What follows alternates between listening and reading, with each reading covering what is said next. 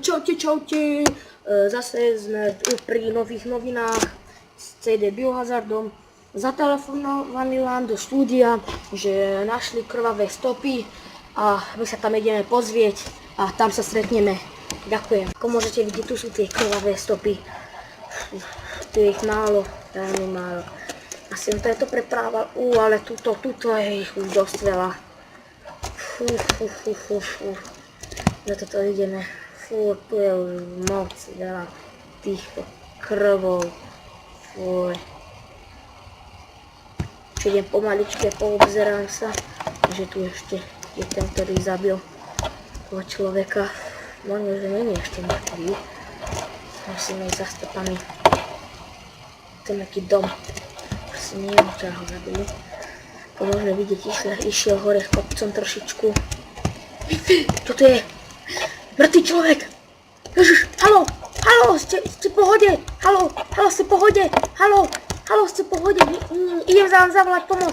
Haló, pomoc, zašiel som mŕtvého človeka, haló. No áno, sme tu. A dneska sa stala jedna veľmi zlá vec zase. A to, že nášho kamaráta Joža buchli do jednej veľkej jamy. Pokúšame sa mu pomôcť odtiaľ sa dostať von čo najrýchlejšie. No idem na to miesto. Jožo, pomôžeme ti, neboj sa. Pomôžeme ti, hlavne ti pomôžeme. Tu máš nejaké veci, rýchlo vyskáč si.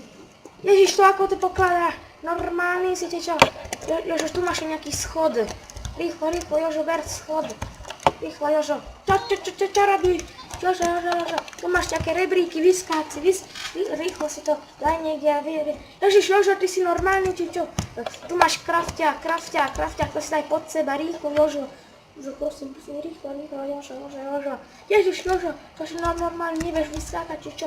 Tu máš ešte nejakú hlínu, rýchlo, Jožo, vyskáč, už hore, kurňa pic.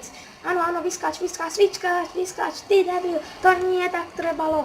Ježiši Kriste, hej, pomoc. Dobre, vraciam sa. Dneska sa stala zase jedna tragická vec a že to, že jeden bezdomovec si postavil svoju kadibúdku, ale jeden debil mu to zapálil. Ideme sa tam pozrieť. Sme tu na tomto mieste, kde tento debil zapálil jeho kadibúdku, on si vyklikuje pre pomoc. Čo pomoc je, veď si kakáš a zapálil mu celú kadibúdku.